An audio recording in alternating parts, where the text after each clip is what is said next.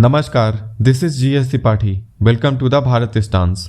Russia Ukraine war को शुरू हुए अब एक साल बीत चुके हैं। इसी बीच यूएस प्रेसिडेंट ने यूक्रेन को एक सरप्राइज विजिट किया है। ये न सिर्फ एक सरप्राइज विजिट था बल्कि एक सीक्रेट विजिट भी था। व्हाइट हाउस ने इसे कंप्लीटली सीक्रेट रखने की पूरी कोशिश की। जो बाइडन ने इसके लिए एयरफोर्स 1 का यूज न करते हुए बोइंग 757 का यूज किया। इस प्लेन को C-32 भी कहा जाता है। जो बाइडन इस प्लेन से पोलैंड एयरपोर्ट तक गए, फिर वहां से 10 घंटे की ट्रेन से यूक्रेन की कैपिटल कीव पहुंचे। अमेरिका का एक फेमस न्यूज़पेपर है वॉल स्ट्रीट जर्नल, जिसकी एक रिपोर्टर को इस विजिट का कुछ आइडिया लग गया था जिसे वो पब्लिश करना चाहती थी। तो व्हाइट हाउस ने उसे रात को 2 बजे समन करके उसके फोन को सीज कर लिया और उसे तब तक बिठाए रखा जब तक कि जो बाइडन यूक्रेन की कैपिटल कीव नहीं पहुंच गए। लेकिन इस सीक्रेसी का क्या फायदा जब यूएसए ने रशिया को जो बाइडन के डिपार्चर से पहले ही इन्फॉर्म कर दिया था। जियोपॉलिटिक्स अपनी जगह और जान अपनी जगह। ऐसा आपको तब करना पड़ता है जब सामने रशिया हो, क्या पता कहां से और कौन सी मिसाइल आ गिरे। जो बाइडन की ये कीव विजिट ऐसे टाइम पे हुई है जब अभी कुछ ही दिनों पहले US secretary of state Antony Blinken ने चाइना पर एक्विजिशंस लगाए थे कि वो रशिया को वेपन सप्लाई कर रहा है। अमेरिका में सेक्रेटरी ऑफ स्टेट को ही फॉरेन मिनिस्टर कहा जाता है। अब आप कहेंगे कि रशिया को चाइना से वेपन्स खरीदने की क्या हो सकता है। तो देखिए, रशिया यूक्रेन वॉर को 1 साल हो गए हैं और यूएस सैंक्शंस की वजह से रशियन इंडस्ट्रीज बिल्कुल ठप सी पड़ गई हैं। ऐसे में इस बात से इनकार नहीं किया जा सकता कि रशिया ने चाइना से वेपन्स खरीदे हों, क्योंकि कई बार वेपन्स को खरीदना उनको बनाने से ज़्यादा सस्ता पड़ता है। जो बाइडन ने अपनी यूक्रेन की सीक्रेट विजिट के दौरान कीव के एक फेमस चर्च को विजिट किया। और ये मत भूलिएगा कि 2024 में यूएस में जनरल इलेक्शंस होने वाले हैं। ऐसे में जो बाइडन को अपने वोटर्स को भी खुश करना होता है। रिपोर्ट्स के अनुसार जो बाइडन की अप्रूवल रेटिंग में बहुत बड़ी गिरावट आई है। 52% अमेरिकन ने जो बाइडन को प्रेसिडेंट के लिए डिसअप्रूव कर दिया है। जो बाइडन ने यूक्रेन की इस विजिट को सॉलिडेरिटी विथ यूक्रेनियन पीपल बताया है। बाइडन ने बताया कि वो $500 मिलियन का मिलिट्री एड यूक्रेन को देंगे। लेकिन क्या यूएसए सच में यूक्रेन की मदद कर रहा है?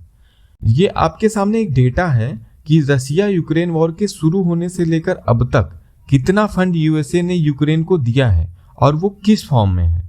आप देखेंगे कि ह्यूमैनिटेरियन असिस्टेंस के नाम पर लगभग 10 बिलियन यूरोज हैं। केवल इसे ही आप एड कह सकते हैं।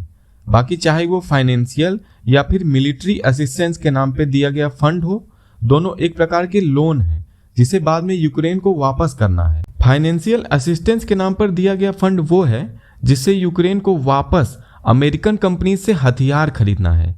यूक्रेन इसे कहीं और नहीं खर्च कर सकता, ना ही किसी और देश से हथियार खरीद सकता है। मिलिट्री असिस्टेंस में मिलिट्री इक्विपमेंट्स हैं जैसे टैंक्स, आर्टिलरी, मिसाइल्स एक्सेट्रा, जिसकी पेमेंट यूक्रेन को करना ही है, भले बाद में ही क्यों ना करना हो। इतना ही नहीं, आपने सुना होगा कि यूरोपियन कंट्रीज ने ये मिलिट्री इक्विपमेंट्स यूक्रेन को दिए। तो ये मिलिट्री इक्विपमेंट्स कोई और नहीं बल्कि अमेरिकन कंपनीज ही बेच रही हैं। तो जो बाइडन यूक्रेन को कोई हेल्प नहीं कर रहे हैं बल्कि बिजनेस कर रहे हैं और अमेरिका में एम्प्लॉयमेंट जनरेट कर रहे हैं। ऐसे में अगर आप ये सोच रहे हैं कि जेलेंस्की यूक्रेन को बचा रहे हैं, तो नहीं, वो यूक्रेन को बचा नहीं रहे हैं बल्कि यूक्रेन के लोगों को ऐसे दलदल में ले जा रहे हैं जिससे निकलना उनके लिए पॉसिबल नहीं होगा। क्योंकि ऐसा करके जेलेंस्की पुतिन को मजबूर कर रहे हैं कि वो टैक्टिकल न्यूक्लियर वेपन्स का इस्तेमाल करें। टैक्टिकल न्यूक्लियर वेपन्स को आप प्रॉपर न्यूक्लियर वेपन से कंफ्यूज मत कर लेना। टैक्टिकल न्यूक्लियर वेपन में बहुत स्मॉल स्केल में न्यूक्लियर का यूज किया जाता है और मिसाइल्स के थ्रू किसी खाली जगह पर गिरा दिया जाता है। रशिया ऐसा कर भी सकता है क्योंकि रशिया यूक्रेन वॉर को अब 1 साल हो गया है।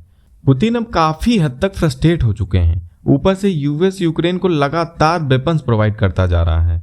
ऐसे में पुतिन के पास बहुत ज्यादा ऑप्शंस नहीं बचे हैं। रशियन मिलिट्री में ऑलरेडी इस बात पर डिस्कशंस हो रहे हैं कि सी ऑफ एजोव के पास यूक्रेनियन बॉर्डर पर टैक्टिकल न्यूक्लियर वेपन का यूज कर सकते हैं, क्योंकि वहां आबादी बिल्कुल ना के बराबर है। ऐसा करके वो यूक्रेन को बताना चाहेंगे कि अगर यूक्रेन ने वॉर बंद नहीं किया तो हम प्रॉपर न्यूक्लियर बॉम्ब भी यूज कर सकते हैं। जेलेंस्की तो बिल्कुल मान के बैठे हैं कि रशिया न्यूक्लियर वेपन्स का यूज नहीं करेगा, लेकिन इनका ऐसा मानना कितना सच साबित होता है ये तो आने वाला समय ही बताएगा। ऐसा करके वो यूक्रेन के नॉर्मल लोगों को खतरे में डाल रहे हैं। ऑलरेडी बहुत सारे यूक्रेनियंस अपना देश छोड़ रहे हैं। यूएनएचसीआर के अकॉर्डिंग लगभग 80 लाख यूक्रेनियंस इस समय यूरोप में रिफ्यूजीज बन चुके हैं। अगर आप सोच रहे हैं कि ठीक है ना 80 लाख ही तो है, तो मैं आपको बता दूं कि भारत की तरह यूक्रेन में कोई 125 करोड़ लोग नहीं हैं। जो 80 लाख चले गए तो कोई फर्क नहीं पड़ेगा। यूक्रेन की आबादी भी 4.3 करोड़ ही है। ऐसे में जो बाइडेन का यूक्रेन को विजिट करना ना सिर्फ रसिया को प्रवोक करेगा बल्कि वॉर को और एस्केलेट ही करेगा। मेरे वीडियो रिकॉर्ड करने तक रसियन गवर्नमेंट ने जो बाइडेन के यूक्रेन विजिट पर कोई रिएक्ट नहीं किया है, लेकिन हाँ, रसियन मीडिया में इस बात को लेकर काफी गुस्सा है। रसियन मीडिया ने तो यहां तक कह दिया कि हम बाइडेन को कीव में उड़ा ही सकते थे। So this is the end of this video, but before we finish a question for you all. What is the currency of Ukraine?